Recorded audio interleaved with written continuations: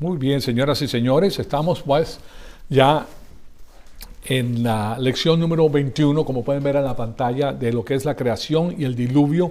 Y les está dando información que tiene que ver con estas cosmogonías que han existido, que son parte del paganismo y que hoy en día pues se han perfilado mejor para ellos por la información que ellos pueden tener y por los equipos modernos que ellos tienen, pues pueden presentar su caso mucho mejor. Y como tienen tanto dinero que respalda el sistema cósmico, ellos han entrado pues ya a los colegios desde la primaria hasta las universidades, proponiendo su punto de vista. La televisión la utilizan ellos para proponer su punto de vista. Ellos tienen una capacidad enorme de proponer todo lo que ellos quieren. Lo único que lo detiene al sistema cósmico es la iglesia, pero no es la iglesia que no está enterada de los asuntos, es la iglesia que conoce la palabra de Dios y sabe de qué se trata todo esto.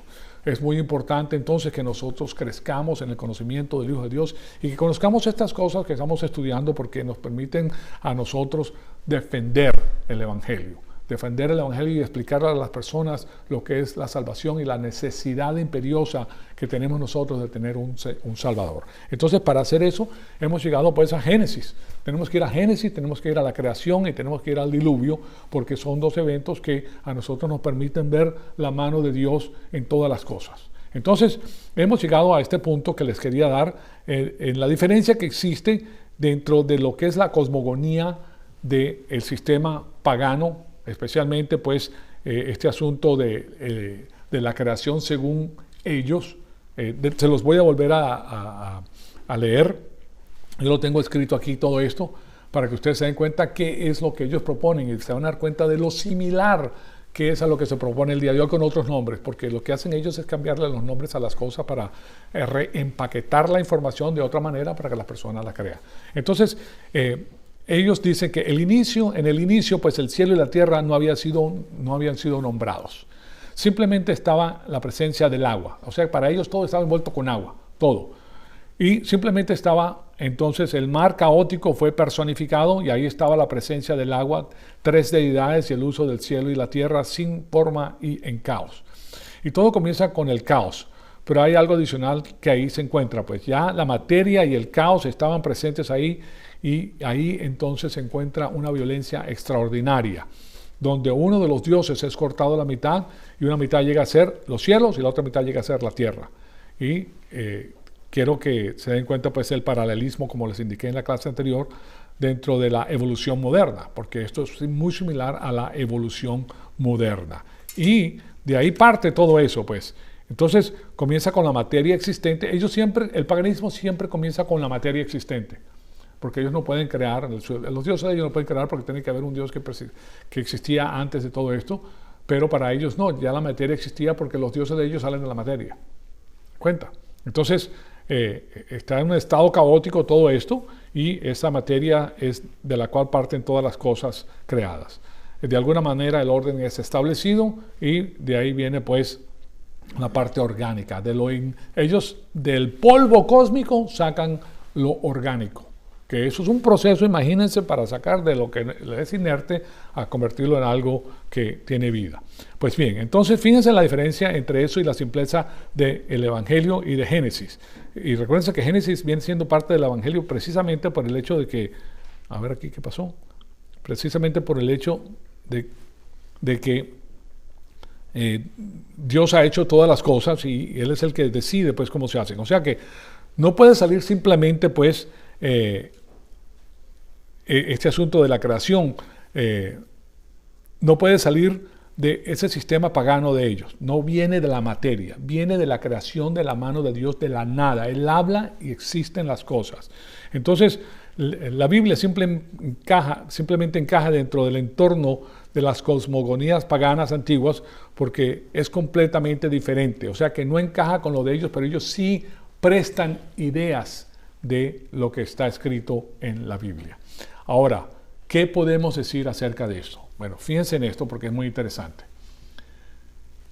¿Qué vino primero? ¿La cosmogonía dada por Ashurbanipal en los años 1800 y pico o la que dio Moisés en los años 1443? No. Recuérdense que el tiempo es al revés. ¿Okay? El tiempo es al revés. Permítanme darles esto porque quizás pues tengan algún problema con eso. El tiempo es regresivo. ¿Ok? El tiempo es regresivo. ¿Ok? O sea que si hacemos la línea del tiempo, mientras más separado estés del evento central del universo, que es la venida de nuestro Señor Jesucristo, de aquí para allá el tiempo es más largo. Aquí, por ejemplo, el Génesis ocurre en el año 4004 aproximadamente. El diluvio en el año 2348, ¿verdad? En el año 1800 y pico, ¿verdad? Vamos a decir 1800, es que está esta cosmogonía que parte de Asurbanipal. Y en el 1440 es que Moisés escribe los primeros 5 libros que hablan de la creación. Entonces, ¿qué vino primero? ¿Este escrito de esa cosmogonía o Moisés? Fueron 400 y pico de años casi, ¿verdad? Entonces, ¿cómo es que el recuento es tan similar? Porque es un recuento muy similar. Usted se da cuenta que había caos, el agua estaba envuelto, que es lo que la Biblia dice. Pero la Biblia es mucho más, la dice mucho más claramente. ¿Por qué? Porque Satanás puede transmitir esos pensamientos a estas personas para que ellos escriban estas cosas. ¿Okay? O sea, porque ellos no tenían lo que había escrito Moisés en ese momento. Pero entonces cuando Dios le perfila la información a Moisés, él te la dice de una manera tan simple que no puede haber cabida para un malentendimiento. Y la Biblia se defiende a sí misma, cosa que no pueden hacer las cosmogonías paganas. Siempre llegan a un vacío porque los orígenes de ellos son terrenales. Los orígenes de ellos parten de la tierra, parten de la mente humana, ¿okay? Porque es lo que pueden entender. Por el otro lado, Dios divulga información a los suyos, empezando pues con Moisés, para que él dé las cosas nítidamente y con pocas palabras da una información que está cerrada, sellada, que no tiene fugas, señoras y señores. ¿Okay? O sea que se defiende total y completamente a sí misma la información. Entonces, aquí lo que vamos a ver ahora son las palabras que se utilizan para la creación y las cosmogonías paganas, que ya las hemos visto. Ahora, recuérdense que existen diferentes puntos de vista cuando Dios creó a los ángeles. Ya vemos la primera creación que Él dice que creó en el principio, creó Dios los cielos y la tierra. ¿Okay?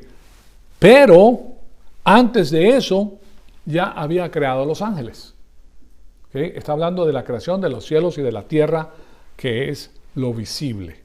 Pero lo invisible lo había hecho anteriormente. Y nosotros sabemos eso porque existen versículos bíblicos que nos dicen cómo ocurrió el evento. Entonces, no solamente cuando se habla de este paganismo, no solamente está Satanás y sus ángeles, sino que estos ángeles también, los ángeles caídos también están proponiendo el sistema cósmico, si se dan cuenta. Entonces, lo que tenemos es algo muy interesante y cuando ustedes hablen con personas que tienen entendimiento de estos, eso es una de las cosas que van a sacar a reducir. Bueno, pero esto vino primero que esto. Perdón, si eso vino primero, entonces él se lo copió, ¿verdad? Pero no es así, porque la información que se encuentra en Génesis es superior a la que se encuentra en el otro lugar y se defiende a sí mismo. Entonces, primero que todo, existen diferentes puntos de vista en cuanto en el hecho de cuándo creó Dios a los ángeles. El primer punto de vista es que Dios crea a los ángeles antes de Génesis 1:1. Antes de la creación del espacio sideral, sin estrellas, sin soles, sin planetas, sin nada, vacío, y la tierra. La tierra fue creada específicamente para que los ángeles estuvieran aquí. Después les digo algo de eso. Y después de eso, posteriormente, después de la caída de los ángeles, entonces Dios va a rejuvenecer o regenerar la tierra para que habite el hombre. Pues bien, entonces le estoy dando información por adelantado. Entonces Dios crea a los ángeles antes de Génesis 1:1, es el primer punto de vista. El segundo punto de vista es que Dios crea a los ángeles entre Génesis 1:1 y Génesis 1:2, que es el punto de vista de la brecha. Es el punto de vista que utilizan todos los sistemas paganos para atiburrar dentro de esa brecha todas las cosmogonías que ellos tienen. básicamente. Ahí es donde ponen ellos a los dinosaurios, ahí ponen a los cavernícolas, ahí ponen todo eso que ellos dicen, lo ponen en ese periodo de tiempo entre Génesis 1.1 y 1.2. ¿Okay? Entonces, tercero, que Dios creó a los ángeles al tercer día, y esto normalmente pues, es argumentado basado en la analogía que se encuentra en las Escrituras, donde todos los ángeles, y se habla metafóricamente pues como las estrellas del cielo, porque eso es lo que utiliza la palabra de Dios. Y eso lo hemos estudiado con mucho lujo de detalle anteriormente, pero a los ángeles se les conoce como las estrellas del cielo. Entonces, o sea, se encuentra la información en Job 38, 2.7. Pero si esto sucede así, como ellos proponen, este grupo que propone esto, entonces no tuviéramos este asunto angélico completo o la caída de Satanás, sino hasta después de Génesis 2.3. O sea que la caída de Satanás hubiera ocurrido en Génesis 2.3 y Génesis 2.3 ya el hombre había sido creado. O sea que cayó Satanás o Lucifer después del hombre. Y eso no fue así. Entonces ese punto es desmentido por sí mismo. Entonces veamos el primer punto de vista, que es el punto de vista de la brecha del tiempo. Bueno, entonces ya hemos visto estas 4 preguntas que tienen que contestarse pues a medida que entramos más allá del primer versículo de Génesis para ver el resto del capítulo. Entonces, estas preguntas son importantes debido a que ha habido una tremenda cantidad de presión por los últimos 200 años, parece mentira, pero ese es el tiempo que ha transcurrido, sobre los cristianos para que de alguna forma asimilen lo que se encuentra en la ciencia. Ahora recuerden que cuando yo digo ciencia, eso es lo que entienden los jóvenes en la universidad, pero recuérdense también de gato por liebre, porque está la ciencia observable y la ciencia histórica, y las dos las unen. Te hablan primero de la ciencia observable, que puede ser llevada a un laboratorio y puede ser reproducida, y la ciencia histórica, que no puede ser. La ciencia histórica la tienes que creer por medio de la fe, porque ahí no estaba nadie, ni pueden reproducirlo, ni nada. Entonces, eso es algo muy interesante. Cuando hablamos de la ciencia, ya nosotros tenemos que dividir en nuestra mente la ciencia histórica de la ciencia observable. Entonces, ellos quieren que entonces se una en justaposición al lado de la ciencia, la Biblia. ¿Okay? Pero entonces, primero que todo, tienes que tener el cuidado de que no sea la Biblia histórica, el recuento histórico, porque ese no sirve, eso es una religión, o que sea la ciencia que puede ser observable. Pero aún así, con la ciencia observable, eso no significa que porque ellos la pueden ver lleguen a las conclusiones correctas.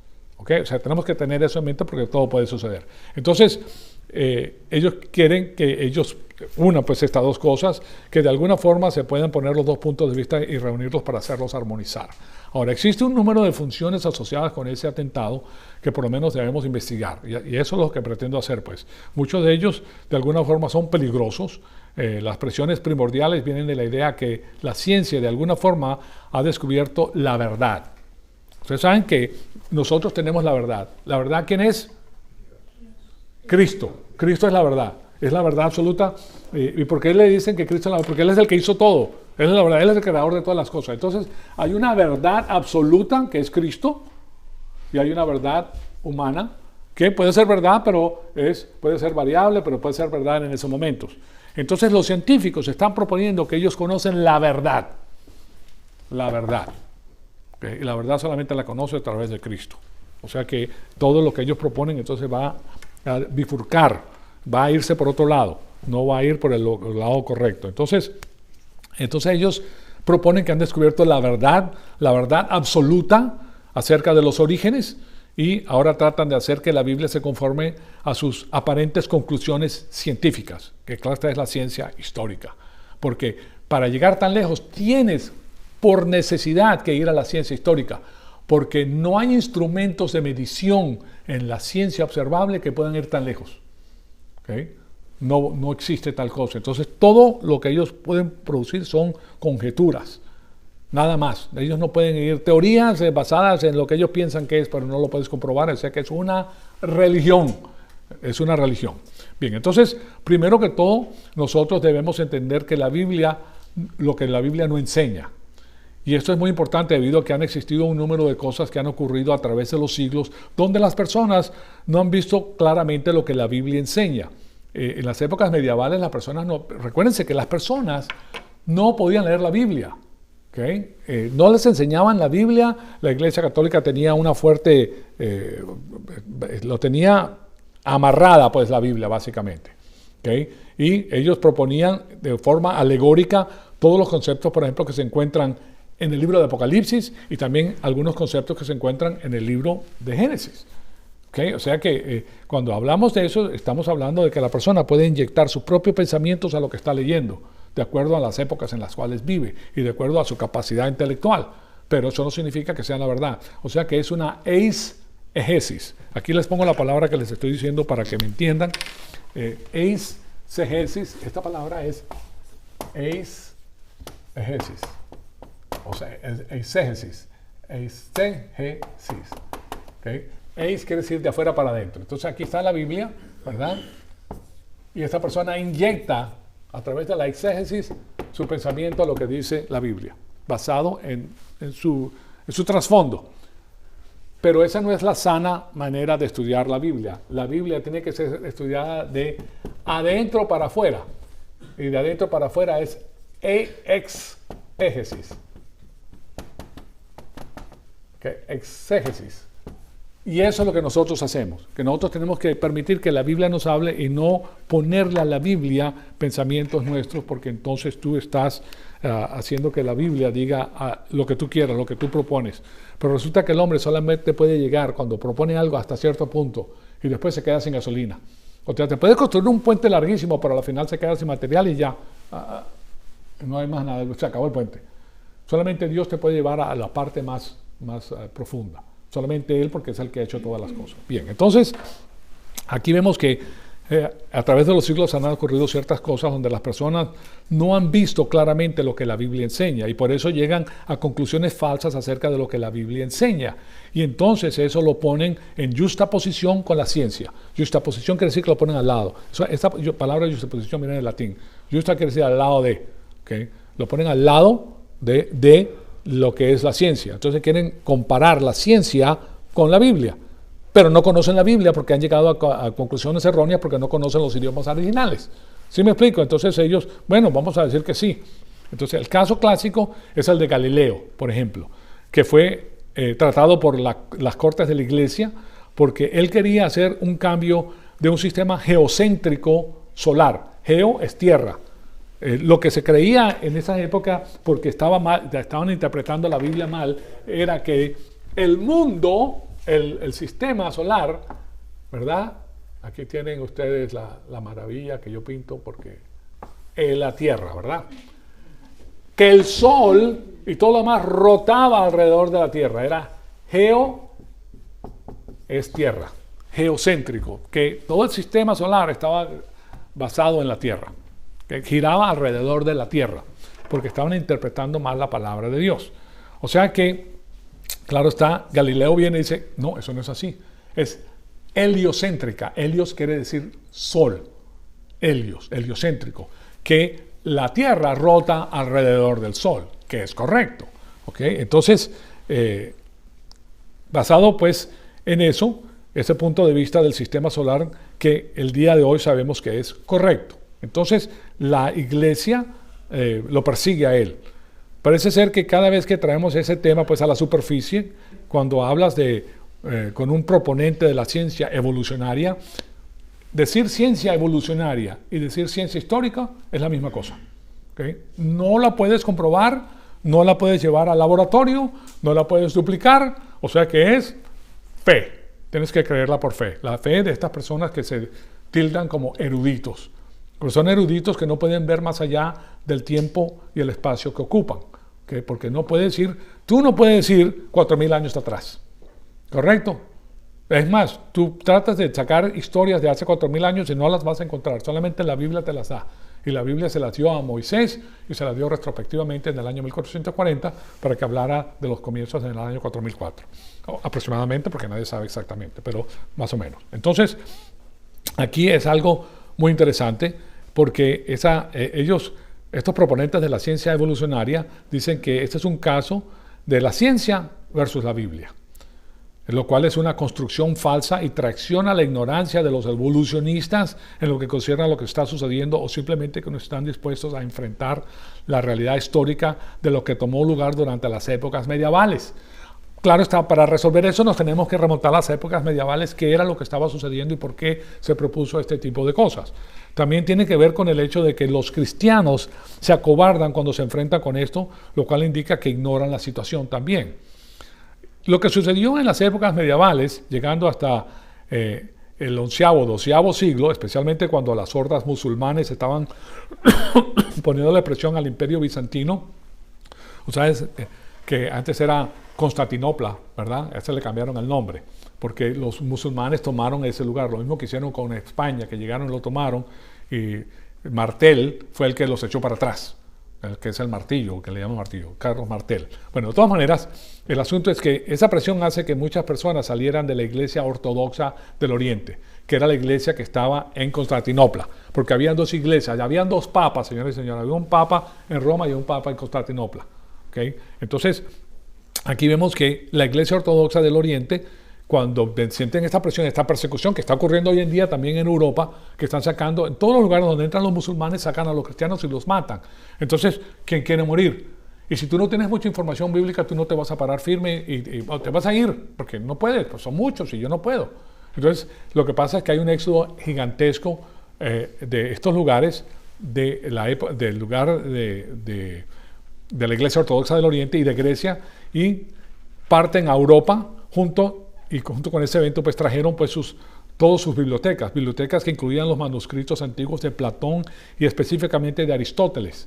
Entonces el asunto es que Aristóteles tuvo un tremendo impacto con el punto de vista aristotélico de la ciencia y del universo, y sobre la iglesia del oeste. ¿Okay? La iglesia del oeste ya era la iglesia romana.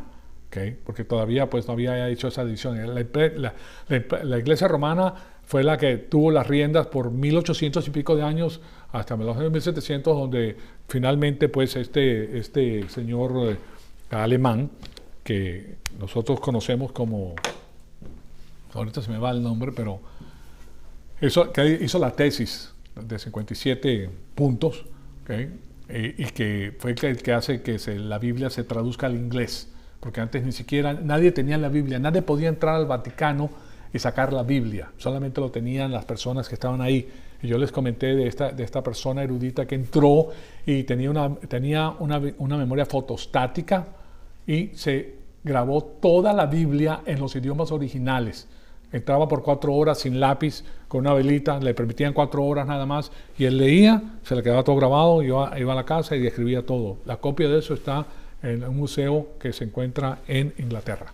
Entonces, el asunto es que nadie podía leer esto y ellos podían hacer las cosas que querían con la Biblia. Ellos tenían la información y no permitían que nadie leyera la Biblia porque decían que se iban a volver locos. ¿Okay? Y eso todavía en las épocas recientes, hablando de 60, 70 años atrás, era lo mismo. Pues bien, entonces, el asunto es que Aristóteles tiene un impacto extraordinario sobre la Iglesia del Oeste, y lo que sucedió fue que la Iglesia del Oeste comenzó a asimilar ese punto de vista de la Escritura y comenzó a interpretar su Escritura con el marco de referencia aristotélico. Entonces, o sea que lo que en realidad estaba sucediendo en las épocas medievales no era un punto de vista científico del universo como si fuera puramente bíblico, no señor, sino que la Biblia estaba siendo reinterpretada dentro del marco de referencia aristotélico, y de esa manera pues terminabas con el punto de vista del sistema solar geocéntrico. ¿Se dan cuenta? Entonces, eso se debía a que ellos estaban tomando la Biblia más Aristóteles, o sea que no era una interpretación estrictamente bíblica. Nosotros vemos que la Biblia es clarísima. Cuando la entiendes y vas a los idiomas originales, te das cuenta de que ahí no permite cabida, porque, miren, la deidad es perfecta y Dios es perfecto. Y si tú le inyectas un pensamiento humano, le pusiste un pensamiento, un eslabón débil, y ese se revienta por ahí. Entonces no puede mantenerse la palabra de Dios, que es viva y poderosa y permanece para siempre. No puede permanecer para siempre porque se rompe con las incursiones humanas dentro del texto. Entonces, además de eso, existían problemas con ciertas cosas en el lenguaje. Otro ejemplo era que Job, por ejemplo, ¿se recuerdan de Job, que escribió la Biblia, el primer libro, en los años 1600 y pico, antes de Cristo, ¿verdad? Hablaba acerca de las 4 esquinas de la tierra. Y ahí la palabra hebrea utilizada para describir las 4 esquinas de la tierra es una de muchas palabras que son utilizadas pues en el hebreo. Pero en realidad significan las 4 direcciones de la tierra, los 4 vientos de la tierra, las 4 dimensiones. Y no necesariamente es una palabra técnica para describir a las esquinas. O sea que no está hablando de un ángulo derecho. Fíjense en esto. Pero la mala interpretación simplemente hace que, y un mal entendimiento hace que la palabra hebrea, que esto conduzca a las personas a creer que al tomar la Biblia literalmente o tomar la Biblia por lo que dicen sus palabras, entonces literalmente conduce a la conclusión de que la tierra es plana. ¿Okay? Y eso ocurrió por un periodo de tiempo prolongado, aunque la Biblia no dice que eso es así. La Biblia no tiene el punto de vista de que la tierra es plana, ni mucho menos habla de esferas, de planetas y todo lo demás.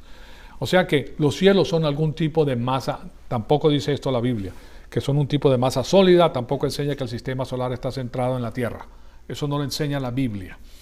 Pero cuando una persona carece pues del entendimiento correcto de los idiomas originales, entonces, y cuando la persona trata de sacar el punto de vista bíblico y interpretarlo dentro de un marco de referencia que incluye un punto de vista filosófico, como de las épocas en que existía humano, siempre va a concluir o va a llegar a conclusiones erróneas, porque le está inyectando pensamientos humanos a la Biblia, y esos pensamientos no pueden aguantar el rigor del tiempo. No pueden, solamente Dios puede ver a través del tiempo. Entonces es muy importante que nosotros nos aseguremos de entender lo que la Biblia dice correctamente y lo que no dice. Entonces una vez que formulemos y entendamos la creación basada en lo que la Escritura dice, entonces podemos basarnos en ese modelo y podemos tener un marco de referencia para interpretar correctamente la información empírica que estos llamados científicos están recopilando. ¿Okay? Ahora, dije información empírica. Cuando hablo de información empírica es la que se puede atestiguar, se puede duplicar, que es la ciencia correcta, la ciencia observable. Pero recuérdense que gato por liebre. Te dicen la ciencia, pero después te meten la ciencia histórica que no se puede reproducir, que eso es la persona teniendo un pensamiento extraordinario y haciendo una película impresionante en su mente y proponiéndola como la verdad. Entonces, es una religión pues humana. Claro está que el hombre moderno quiere hacerlo de la otra manera. Nosotros vamos a interpretar los eventos basados en la Biblia. Nosotros nos basamos en la fe. ¿Okay? La fe es aquello que nosotros tenemos en nuestro corazón y viene de la fe que es este libro. ¿Okay? Porque la palabra de Dios es inerrante. Entonces nosotros partimos de este libro para interpretar la ciencia. El ser humano quiere hacer de la ciencia el libro interpretativo de la Biblia. ¿Me explico? Eso es que eso está al revés. Es como la palabra vará, ¿verdad? Y baná, que les comenté. Baná es amplio y vará es singular. Entonces ellos quieren hacerlo al revés, como quieren hacer los científicos, que quieres que tú interpretes la Biblia basado en los descubrimientos científicos. Entonces, pero claro está, hay ciertos problemas con eso que son difíciles. Nosotros queremos concluir que la ciencia y que el empirismo disciernen correctamente la manera de las cuales las cosas son o existen. Eso es lo que quiere el ser humano. Y después, el ser humano quiere traer eso para que gobierne la interpretación de la Escritura. Y si nosotros creemos en la suficiencia y la infalibilidad de la Escritura, siempre vamos a comenzar con la Escritura. No importa qué tan real o qué tan claro algo parezca ser el recuento, de acuerdo pues con la ciencia del día de hoy, nosotros sabemos que caminamos por fe y no por vista. Esa es nuestra manera de ver las cosas. Entonces, y eso claro está, va creciendo a medida que vas conociendo más y más la palabra de Dios. Porque no importa qué tan diminuto, a qué nivel microscópico llegues, la Biblia siempre tiene la razón. ¿Okay? Porque la Biblia también puede ahondar. Quiero que lo sepa, la Biblia puede ahondar y lo hace con la gramática y lo hace con la información que puedes colindar y enhebrar dentro de la misma Biblia. O sea que con los elementos rústicos, si lo podemos decir de esa manera, que ofrece la Biblia hecha en los años 1440, antes de la venida de nuestro Señor Jesucristo, ¿verdad? Con esas palabras puede desmentir lo que el hombre con sus descubrimientos científicos trata de imponer sobre la Biblia. Porque la Biblia misma se respalda. Lo hace con el idioma, con la gramática, por eso es tan importante la sana exégesis, la segunda palabra. Que la Biblia te hable a ti, no que tú le metas a la Biblia lo que a ti te parezca. Entonces ahora, caminar por fe Tampoco significa que nosotros vamos a creer las cosas a pesar de toda la evidencia. O sea, hay una evidencia contundente que tú crees que la Biblia dijo una cosa y aquí sale otra cosa, y es tanta la evidencia, pues tú vas a ver si es verdad o no es verdad. Pero sí significa que la evidencia puede claramente ser falsamente interpretada, ¿okay? Porque cada quien tiene su trasfondo. Ustedes comprenderán que el trasfondo de un científico que no es cristiano por ende tiene una metafísica diferente a la nuestra, y ellos ven las cosas y las perfilan desde ese punto de vista. Entonces tratan de ponernos por ese lado a que nosotros entendamos lo que ellos están diciendo, pero nosotros lo interpretamos basado en la escritura, que es completamente diferente. Entonces puede ser falsamente interpretada, es lo que les estoy diciendo, que es la ciencia moderna. Entonces, por eso la palabra de Dios, que es muy clara, va a ser más real para nosotros que lo que nos muestra la experiencia a nosotros. Entonces, también tenemos el problema de la ciencia histórica, porque, de nuevo, gato por liebre. Y ellos muchas veces te ponen la ciencia histórica como si fuera real y vienen a ciertas conclusiones que quiero que sepa que para desmentir esas conclusiones tienes que tener una persona que verdaderamente ahonde y profundice, porque tienes que ir a lo que ellos escribieron para saber dónde están los errores. ¿Me explico? Porque ¿cuántas personas pueden hacer eso? Si tú te dedicas a trabajar y te dedicas a hacer lo que tienes que hacer, pues no tienes tiempo para hacer ese tipo de investigaciones. Entonces viene esa duda a tu mente. Por eso pues les estoy dando los detalles. Ahora, la segunda pregunta que debemos, a la cual debemos de dirigirnos es: ¿pueden existir millones de años entre Génesis 1 y Génesis 2? ¿No podría ser ese el tiempo utilizado por la geología histórica, ¿verdad? Por el asunto de los dinosaurios, de los cavernícolas. Esa es una pregunta importante que nos debemos hacer. Pues en realidad aquí tenemos dos preguntas. La primera es: ¿existe una brecha entre Génesis 1.1 y Génesis 2? Y la otra pregunta es: si ese es el caso, ¿qué tan larga fue esa brecha?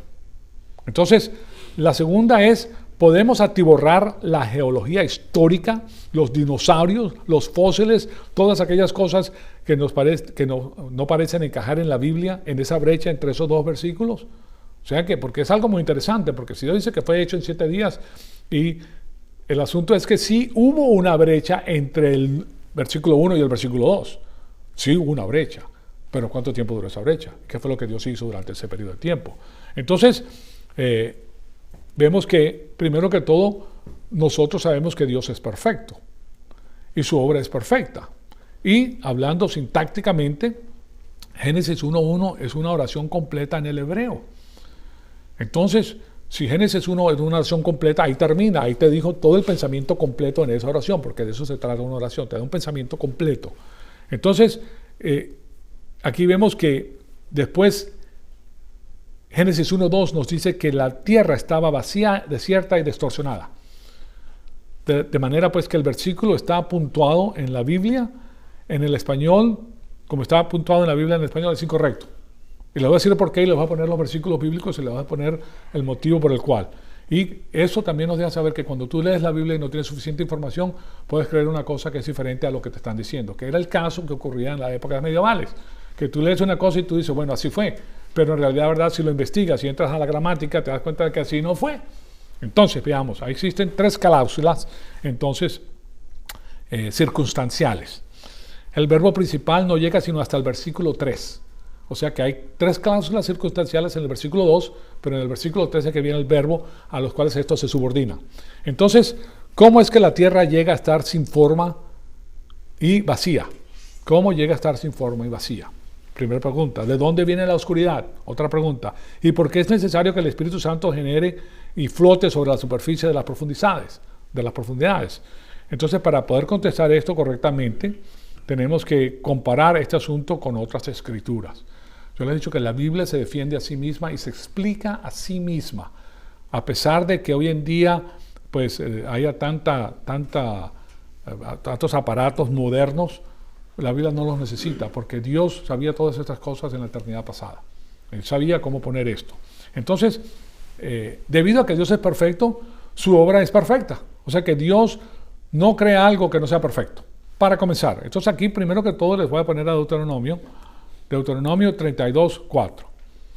La roca, su obra es perfecta, porque todos sus caminos son justos. Dios de fidelidad y sin injusticia, justo y correcto es. ¿Okay? Ahora, permítame hacer la primera observación. ¿Okay? Esto fue escrito en el año 1440 en forma retrospectiva. ¿Estaba Pedro vivo cuando escribió Moisés esto? No. ¿Y quién era la roca entonces aquí? Jesucristo es la roca. ¿Okay? Es la roca, es la piedra. No Pedro. ¿Okay? Entonces, si tú quieres saber si Pedro es la roca o no es la roca, Pedro no es la roca. La palabra Pedro es una piedrita. ¿Okay? Muy interesante. Bueno, entonces ahora podemos ver otra cosa. Su obra es perfecta, dice la palabra de Dios, porque todos sus caminos son justos. Si tú quieres justicia en esta vida, pégate al Señor.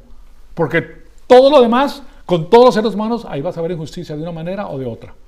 No siempre van a hacer las cosas juntos. O sea que estos niñitos hoy en día que dicen, that's unfair, that's unfair, that's unfair. No digan eso, hombre, nada es justo.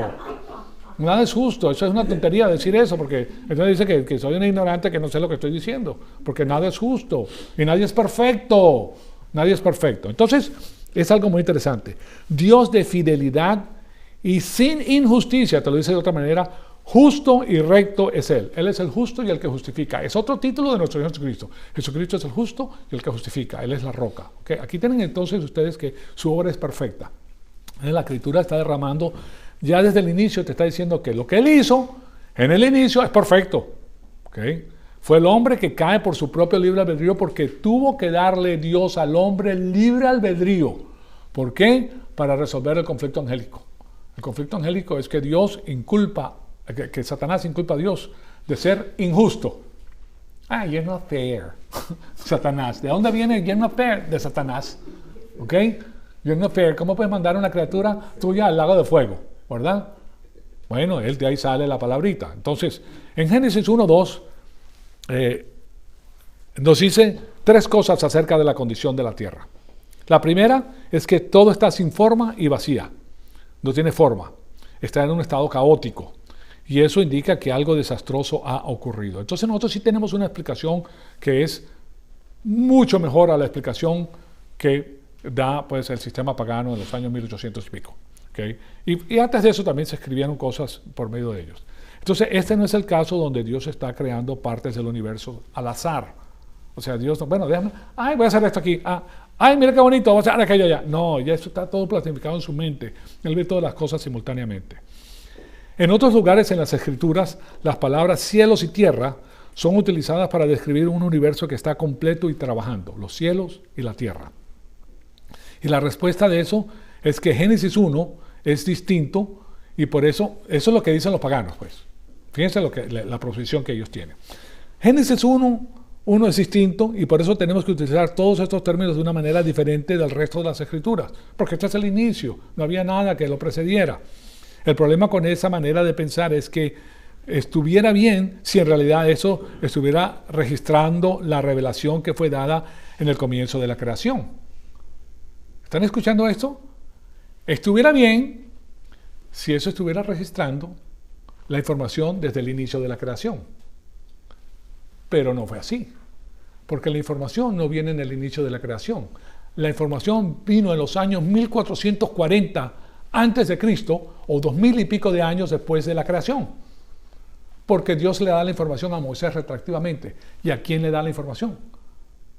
Al pueblo de Israel. Y ese pueblo tenía que entender la información que le estaba dando en su idioma y con las palabras que ellos entendían por lo que entendían. ¿Ok? O sea que él no te va a estar cambiando las palabras porque ese pueblo tiene que entender lo que está diciendo Moisés. Entonces, pero eso viene el recuento viene por medio de Moisés, que escribe los recuentos en la Escritura en el año 1446 a.C. O sea que los judíos en las planicies de Moab ya tienen una historia basada en una terminología bíblica reveladora y ellos van a interpretar las palabras basadas en eso. O sea que esas palabras que ellos están interpretando, ellas las conocen porque son palabras que está utilizando él en la época en que él vivía con las personas contemporáneas que entendían todo lo que él estaba diciendo. Nosotros estamos separados de este evento por 3.400 y pico de años. O sea que tenemos que pasarnos, pues, entrar, investigar todos estos asuntos, etc. Entonces, en otros lugares en la Escritura, las palabras tales como la luz y la oscuridad implican que la luz es buena y la oscuridad es mala. Es más, eso es lo que nosotros tenemos, que Él nos salvó a nosotros de las tinieblas a su luz admirable, ¿okay? Porque la luz lo revela todo, tú puedes ver con la luz. Entonces, la profundidad tiene una connotación malvada en la Escritura. Y estas palabras, tohu wabohu, yo se las he puesto varias veces, que estaba desordenada y vacía, bueno, tiene una connotación de juicio, ¿okay? En el segundo versículo, y la tierra estaba, dije y la tierra, pero no es y la tierra. ¿Okay? Eso es lo que les voy a presentar. Porque eso es todo lo que todo el mundo lee lo mismo, porque tiene ciertas Biblias. La tierra estaba, pero todavía vamos a limpiar eso un poquito más, porque estamos hablando de un wow que no es consecutivo. El wow consecutivo es y esto ocurre debido a esto. O sea, sigue la acción. Pero ese es un wow disyuntivo que separa lo primero de lo segundo. El wow en el hebreo es disyuntivo. El wow es un y o pero. Entonces, tiene la connotación de juicio, o sea que si el segundo versículo de Génesis 2 tiene estas tres frases, y esto está siendo escrito para las personas que vivían en los años 1440, entonces que ya tenían una tradición oral y un sentido atribuido a esas palabras, entonces cuando ellos escuchan esas palabras en el principio, esas palabras significaban algo para ellos. Lo mismo ocurre con los cielos y la tierra. Es el lenguaje que utilizaban ellos para entender estas cosas. Y es interesante porque la revelación se la da a los judíos. Y ellos entendían perfectamente eso y estas palabras judías tenían la connotación perfecta para que ellos la entendieran. Entonces nosotros no podemos venir y decir que eso es diferente debido a que es el inicio de la creación, o el principio de la creación, o el punto inicial de la creación. O sea que lo que nosotros tenemos aquí es una sintaxis hebrea específica o gramatical, o gramática, pues, que indica un cambio, indica una pausa. Del 1.1 al 1.2 hay una pausa, hay una brecha, ¿okay? Para la acción. Y cuando encontramos el wow disyuntivo, vemos una acción que no es consecutiva a la acción precedente. Y cuando leemos esto, y debemos leer, no debemos leer lo que tienen en la Biblia en estos momentos, que es: en el principio Dios creó los cielos y la tierra estaba sin forma y vacía. ¿Okay? Entonces fíjense, aquí se los pongo en la pantalla para que y les estoy dando aquí tres traducciones diferentes. ¿Okay? La primera, la Biblia de las Américas. Yo la utilizo mucho. En todas las Biblias ustedes van a encontrar algunas cosas que no concuerdan bien, pero eso no importa porque nosotros vamos a los originales y limpiamos el asunto. En este dice: en el principio creó Dios los cielos y la tierra. Punto. ¿Okay? Y después el versículo 2 dice: y la tierra estaba sin orden y vacía. ¿Okay? En la Reina Valera, actualizada: en el principio creó Dios los cielos y la tierra. Punto. Y la tierra estaba sin orden y vacía. O sea que ese uso del wow, porque la i quiere decir, en el hebreo es el wow. La i en el hebreo es esta letra, ¿verdad? Traduce a esta letra. Traduce a esta letra. Wow. ¿Ok? Es como en el español la letra F, ¿verdad? Es la letra, tú lo ves, esta es la letra F. Pero ¿cómo la escribes? La escribes E-F. Ese es el wow. ¿Cómo lo pronuncias? Wow. Wow, con una wow. Pero esa es la I griega que nosotros conocemos. Pero en este caso es disyuntiva. ¿Se dan cuenta? No es copulativa. No está uniendo la primera frase, la primera oración con la segunda oración. O sea que ese i está fuera de lugar, porque no continúa la acción de lo anterior. ¿Ven? Entonces, ahora les pongo en la pantalla a la Biblia de Jerusalén y en abajo la Nueva Versión Internacional. En el principio creó Dios el cielo y la tierra. ¿Y qué dice? La tierra era caos y confusión y oscuridad por encima del abismo. ¿Okay? Lo que dice después de eso, pero lo que quiero ver es que ahí no está el i. Le quitaron el i. ¿Okay? Y en la parte de abajo, Dios en el principio creó los cielos y la tierra. Y número 2, la tierra era un caos total. ¿Okay? Fíjate, ahí los traducen de diferentes maneras porque es más parafrástica. De todas maneras, lo que les estoy tratando de decir es que aquí no está traducido esa wow, esa i, porque es disyuntiva. Entonces, sigamos un momentito. Yo sé que estamos atrasados de tiempo. Estas son las construcciones consecutivas. Cuando tú ves esto de aquí, las construcciones consecutivas son estas de aquí atrás. Estas son consecutivas. A ver. Estas son consecutivas, las que tienen el I. Pasó eso y consecuentemente la tierra estaba sin orden y vacía. Eso es lo que significa. O sea, en el principio creó Dios la tierra y consecutivamente pues la tierra estaba sin orden y vacía. ¿Okay? O sea que no es lo que dice el hebreo. Y en esa Biblia de Jerusalén, pues la ha traducido sin esa copulación. Entonces, aquí vemos que de esa manera lo ponen en las traducciones, en muchas traducciones. Hay muchísimas Biblias y en esas van a ver las traducciones. Una mejor traducción, pero aún incompleta, sería la que ofrece, pues, la que ofrecen estas dos. ¿Okay? La Biblia de Jerusalén. Ahora, una mejor traducción es la siguiente, y aquí se las pongo. En el principio creó Dios los cielos y la tierra, pero la tierra estaba sin orden y vacía. ¿Okay? Esto hace ya, no sigue la acción de la primera frase, sino que ahora está diciendo, pero un momento, fíjense que aquí pasó algo. ¿Okay? Cuando te dice eso, se está pasando algo.